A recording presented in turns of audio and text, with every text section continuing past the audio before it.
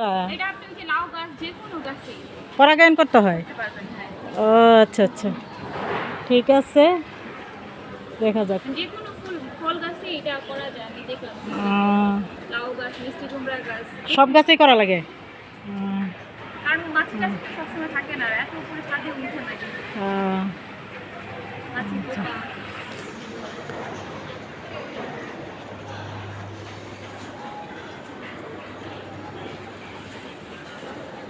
হ্যাঁ এদিকে। আসসালামু আলাইকুম বন্ধুরা, কেমন আছেন? আশা করি ভালো আছেন। জেসমিন স্টাইল ব্লগে আপনাদেরকে স্বাগত জানাচ্ছি। তো আমার চিচিঙ্গা গাছে দেখেন আবারও চিচিঙ্গা এসে গেছে। এই যে আবারও আরেকটা চিচিঙ্গা আসছে। তো পাশের বাড়ির আন্টি বললো এগুলোকে নাকি পরাগায়ন করে দিতে হয়, তাই আমি কয়েকটাকে পরাগায়ন করে দিলাম, দেখি আরও হয় কি না। এই যে এই জায়গাও আসছে, এই যে দেখেন, এই যে অনেকগুলোই দেখা যাচ্ছে। দেখা যাক কি হয়। এত বৃষ্টি, দেখেন ছাদের অবস্থা একদম পিচ্ছিল হয়ে গেছে। আর আমাদের রাস্তার অবস্থা দেখেন, খুবই নাজেহাল। রাস্তা তৈরি করতেছে, নতুন কাজ হইতেছে রাস্তার, তাই রাস্তা কেটে একদম অবস্থা খারাপ। আর বৃষ্টিতে তো মানুষের যাওয়া আসা এত দুর্গতি, অবস্থা খুবই খারাপ। দেখেন বন্ধুরা, মানুষ যাওয়া আসা খুবই কষ্ট হচ্ছে। সময় পাইতেছি না, বুঝছো? তোমার আঙ্কেল অসুস্থ হওয়ার কারণে এই গাছগুলো লাগাইতেই পারতেছি না। আমি একা তো এগুলো করা সম্ভব না। হ্যাঁ, ছেলে মানুষ ছাড়া তো পারা যায় না। তো দেখি উনি অনেকটাই সুস্থ এখন, কয়েকদিনের ভিতরে মনে হয় লাগাবো। এই যে দেখেন বন্ধুরা, গাছের ফাঁকে ফাঁকে অনেক ঘাস উঠে গেছে, এগুলো একটু পরিষ্কার করে দিই। অনেক ঘাস উঠে গেছে গাছে। আসলে কয়েকদিন থেকেই ছাদে আসতে পারি না, আমার হাজবেন্ড তো অসুস্থ, আপনারা সবাই জানেন, এই জন্য ছাদে আসতে পারি না।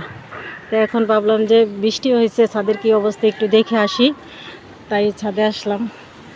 আর এই যে কাটাকুটার যে ময়লাগুলো জমছে, বাসায় জমায় রেখেছিলাম, এগুলো এখন এখানে রেখে যাব। এগুলো রেখে যাই এখানে, পরবর্তীতে শুকায়ে তারপরে গাছের গোড়ায় দিয়ে দেব। এখন এই বক্সটাতে রেখে যাই।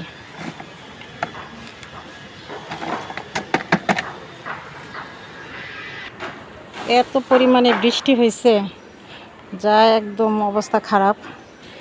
দেখেন বন্ধুরা, গাছে অনেক লেবুর ফুল ফুটেছে আর লেবু হইতেছে, যে অনেক লেবু হইতেছে, এই যে দেখেন। তো লেবুগুলা তো বড় হয়ে গেছে, আজকে একটা লেবু নিয়ে যাই বাসায় খাওয়ার জন্য।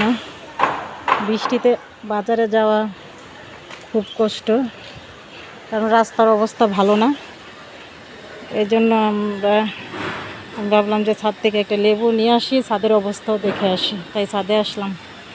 তো দেখেন আলু গাছগুলো অনেক সুন্দর হয়েছে, কেটে নিয়ে গিয়েছিলাম, আবার আগা মেলে খুব সুন্দর হয়ে গেছে। দেখেন বন্ধুরা,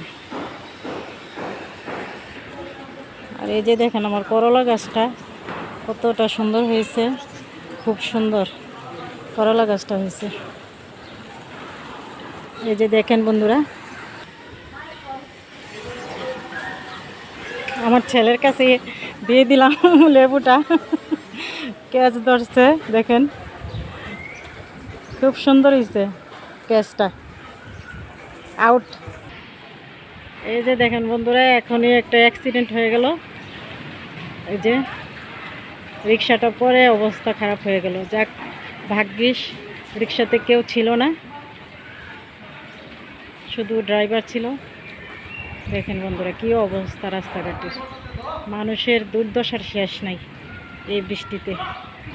আর তো আমাদের গ্রামেও গোমতী নদীর পানি এসে আমাদের গ্রামের অবস্থা খুব খারাপ।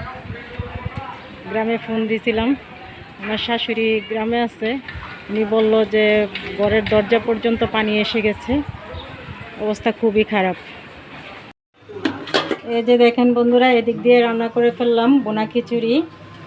বৃষ্টির দিনে আমার বাচ্চারা বলতেছে যে আম্মু কি বোনা খিচুড়ি রান্না করো, তাই একটু বোনা খিচুড়ি রান্না করলাম। আর এদিক দিয়ে রান্না করলাম মুরগির মাংস। এই যে মুরগির মাংস বোনা করেছি। আর চুলায় বসিয়ে দিলাম গরম পানি। গরম পানি দিয়ে আমার হাজব্যান্ড গোসল করবে, কারণ উনি হসপিটাল থেকে এসে কালকেও গোসল করতে পারে নাই, তাই বলতেছে একটু গরম পানি করো, তাই ওনাকে গোসল করবে। তো এই তো বন্ধুরা, আজকে আপনারা সবাই ভালো থাকবেন, সুস্থ থাকবেন, জেসমিন স্টাইল ব্লগের সাথে থাকবেন।